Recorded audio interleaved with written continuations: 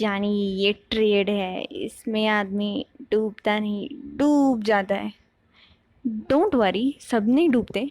कुछ लोग जिनको ट्रेड के बारे में सब कुछ मालूम नहीं है, सिर्फ वो लोग। Don't worry. Hello everyone, my name is Harmanjot Kaur और आज हम बात करेंगे इम्पोर्ट ट्रेड के बारे में। कैसे किया जाए, क्या किया जाए, क्यों किया जाए, right. So let's get started. क्या होता है इम्पोर्ट ट्रेड? जब अब हम अपनी कंट्री के लिए दूसरी कंट्री से कुछ सामान खरीदते हैं, ठीक है, पैसे देकर किसी भी वे से उसको मंगवाते हैं, जैसे कि शिप से, एयरलाइन से, रेलवे से, रोड से, किसी भी वे से, तो उसे क्या बोलते हैं? Import trade.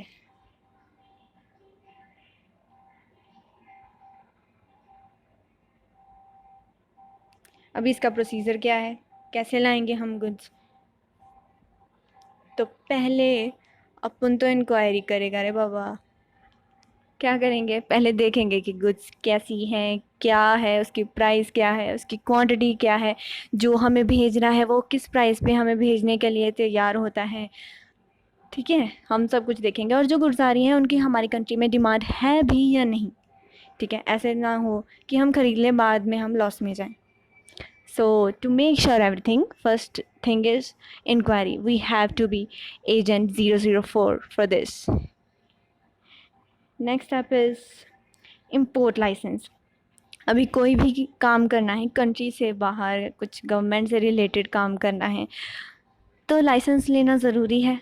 ठीक है, वरना सिंघम आके पकड़ लेगा, डैनी तुम ये क्या कर रहे हो, तुम्हें परमिशन नहीं है, तुम क्यों ये सामान इधर लेके आ रहे हो।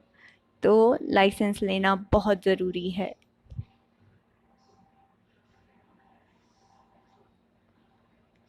आगे है एक्सचेंज मनी।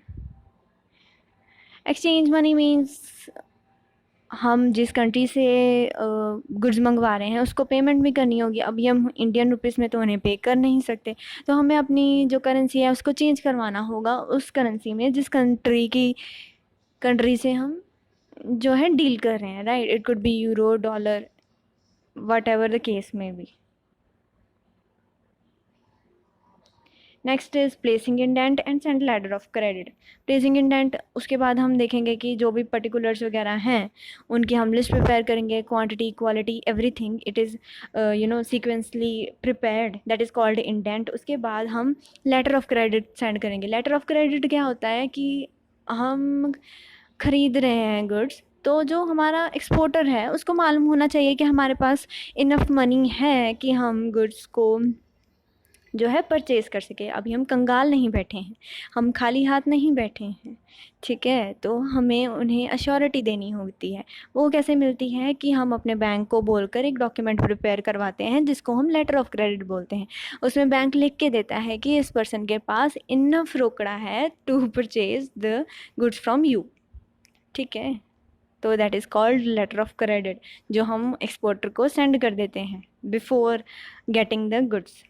उसके बाद जब लेटर ऑफ क्रेडिट मिल गया तो उसके बाद एक्सपोर्टर जो है तैयारी करनी शुरू करेगा। वो अरेंजमेंट करेगा कि सामान कैसे भेजना है, उसकी पैकिंग करेगा, ठीक है, उसकी शिपमेंट की तैयारी करेगा, ठीक है, वो सब कुछ पैकिंग करेगा, लेबलिंग करेगा, मार्किंग करेगा कि सामान को कुछ नहीं होना चाहिए रे बाबा। उसके बाद क्या होगा?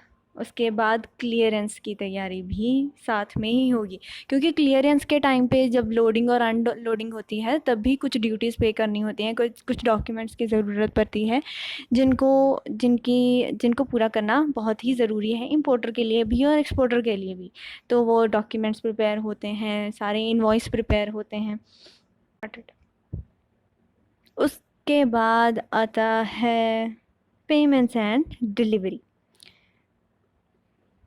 कि क्या पेमेंट होनी है, कितनी पेमेंट होनी है, डिलीवरी कैसे होगी, ठीक है, शिप के थ्रू जाएगा, एयरलाइन थ्रू जाएगा, कैसे जाएगा, सब कुछ जो है प्रिपेयर होता है। उसके बाद आपने कभी सोचा है कि अगर क्या हो, अभी गुड्स हमारी कंट्री में आई भी नहीं लेकिन जो सेलर है उसने ऑलरेडी गुड्स किसी को बेच दी, वहीं पे अभी डिलीवरी नहीं हुई, तो क्या होगा? ठीक है, तो कुछ खास बात नहीं है, जिसने ख़रीदी है वो आके अपना सामान खुद ले जाएगा। ठीक है। और ये जो इन्फॉर्मेशन है वो अथॉरिटीज़ को भी प्रोवाइड कर दी जाएगी कि हाँ, जो इतना सामान है वो परचेज़र को जाएगा और इतना सामान जो है इम्पोर्टर को जाएगा। अगर सारा सामान परचेज़र को जाएगा तब भी इन्फॉर्म कर दिया जाएगा, अगर नहीं तो तब भी इन्फॉर्म कर दिया जाएगा। बस दैट इज़ इम्पोर्टेंट, इससे ज़्यादा कुछ भी नहीं है। लेकिन हमें इन सब डॉक्यूमेंट्स को थोरली प्रिपेयर करना होगा कि सब कुछ प्रिपेयर हो, कुछ भी इलीगल ना हो, ठीक है, सब कुछ प्रॉपरली मेंटेन हो, तभी इम्पोर्ट ट्रेड जो है सक्सेसफुल हो सकता है।